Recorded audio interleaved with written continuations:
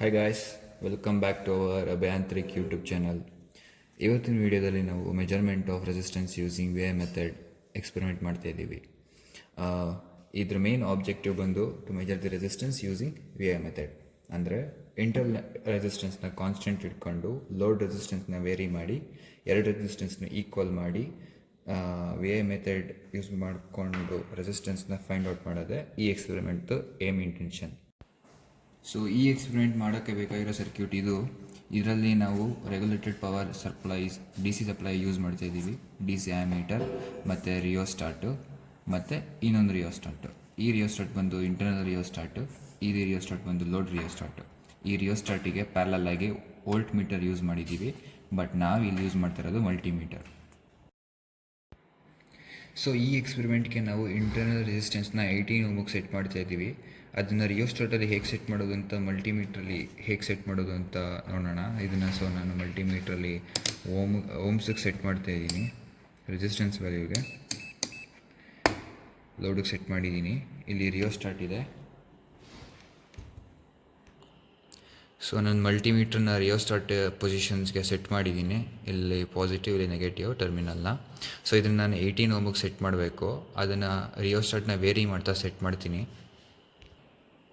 So ರಿಯೋಸ್ಟಾಟ್ನ very ಮಾಡ್ತಾ ನಾವು 18 ಓಮ್ಗೆ ಸೆಟ್ ಮಾಡೋಣ. ಮಲ್ಟಿಮೀಟ್ರಲ್ಲಿ ಚೇಂಜಸ್ ಆಗುತ್ತೆ ನೋಡಿ. ಸೊ ಈ ಎಕ್ಸ್ಪೆರಿಮೆಂಟಲ್ಲಿ ನಾವು 18 ಓಮ್ಸ್ಗೆ ಸೆಟ್ ಮಾಡಿದ ರಿಯೋಸ್ಟಾಟ್ನ ಹಾಗೆ ಕಾನ್ಸ್ಟೆಂಟಾಗಿ ಇಡಬೇಕು. ಸರ್ಕ್ಯೂಟ್ ಕನೆಕ್ಷನ್ ಈಗ ಸ್ಟಾರ್ಟ್ ಆಗ್ತಿದೆ.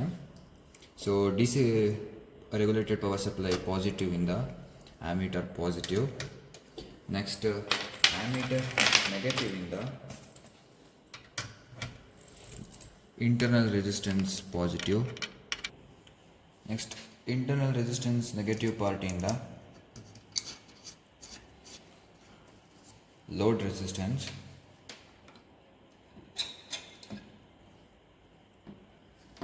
Next load ರೆಸಿಸ್ಟೆನ್ಸಿಂದ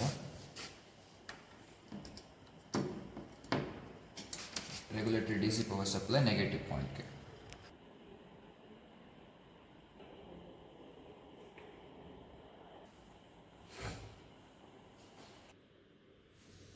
so first regulated power ಸಪ್ಲೈದು ಸ್ವಿಚ್ ಆನ್ ಮಾಡೋಣ. ಆ್ಯಮೀಟರ್ ಸ್ವಿಚ್ ಆನ್ ಮಾಡಿದ್ದೀನಿ. ಇಲ್ಲಿ ನಾವು ಹೇಗೆ ರೀಡಿಂಗ್ಸ್ ತೊಗೋಬೇಕು ಅಂತಂದರೆ, ಇಲ್ಲಿ ಟ್ಯಾಬ್ಲರ್ ಕಾಲಮ್ ಇದೆ. ಕರೆಂಟ್ನ ನಾವು ಫಿಕ್ಸ್ ಮಾಡಿಕೊಂಡು ಲೋಡ್ ರೆಸಿಸ್ಟೆನ್ಸ್ನ ವೇರಿ ಮಾಡಿದ್ರೆ ನಮಗೆ ವೋಲ್ಟೇಜ್ ಸಿಗುತ್ತೆ. ಆ ವೋಲ್ಟೇಜ್ನೆಲ್ಲ ನೋಟ್ ಡೌನ್ ಮಾಡ್ಕೋಬೇಕು ನಾವು. ಈಗ ಹೇಗೆ ಮಾಡೋಣ ಅಂತ ನೋಡೋಣ. ರೆಸಿಸ್ಟೆನ್ಸ್ನ ನಾನು ವೇರಿ ಮಾಡ್ತಾಯಿದ್ದೀನಿ. ಸೊ ಈ ಎಕ್ಸ್ಪೆರಿಮೆಂಟ್ನ ಸ್ಟಾರ್ಟ್ ಮಾಡೋಕ್ಕಿಂತ ಮುಂಚೆ ನಾವು ಕರೆಂಟನ್ನ ಮ್ಯಾಕ್ಸಿಮಮ್ ಪೊಸಿಷನಲ್ಲಿ ಇಡಬೇಕು. ವೋಲ್ಟೇಜ್ನ ರೆಫರೆನ್ಸ್ ಆಗಿ ನಾವು 15 ವೋಲ್ಟಿಗೆ ಸೆಟ್ ಮಾಡ್ತಾಯಿದ್ದೀನಿ. ಇದು ಕೋರ್ಸ್ ಅಡ್ಜಸ್ಟ್ಮೆಂಟು.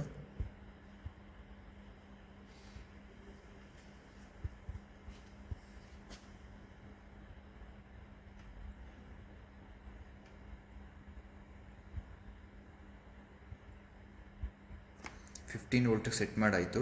ಸೊ ಈಗ ನಾನು ಲೋಡ್ ರೆಸಿಸ್ಟೆನ್ಸ್ನ ಯೂಸ್ ಮಾಡಿಕೊಂಡು ಕರೆಂಟ್ನ ಸೆಟ್ ಮಾಡ್ತೀನಿ. ಸೊ ನಾನು ಲೋಡ್ ರೆಸಿಸ್ಟೆನ್ಸ್ನ ಫಸ್ಟು 0.1 ಆ್ಯಮ್ಸ್ಗೆ ಸೆಟ್ ಮಾಡ್ತಾಯಿದ್ದೀನಿ.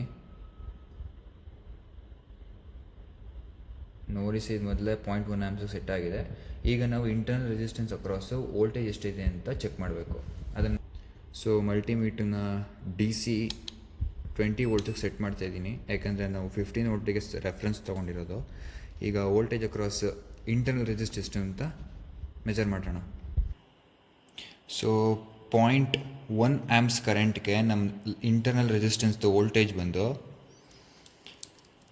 ವೋಲ್ಟೇಜ್ ನೆಗೆಟಿವ್ ರೀಡಿಂಗ್ಸ್ ತೋರಿಸ್ತಾರೆ ಟರ್ಮಿನಲ್ ಎಕ್ಸ್ಚೇಂಜ್ ಆದರೆ ಡಿ ಸಿಲಿ. ಆ 0.1 ಆ್ಯಮ್ಸ್ಗೆ ನಮ್ಮದು ವೋಲ್ಟೇಜ್ ಬಂದು ಇಂಟರ್ನಲ್ ರೆಸಿಸ್ಟೆನ್ಸ್ ಅಕ್ರಾಸ್ಗೆ 1.79 ವೋಲ್ಟ್ಸು.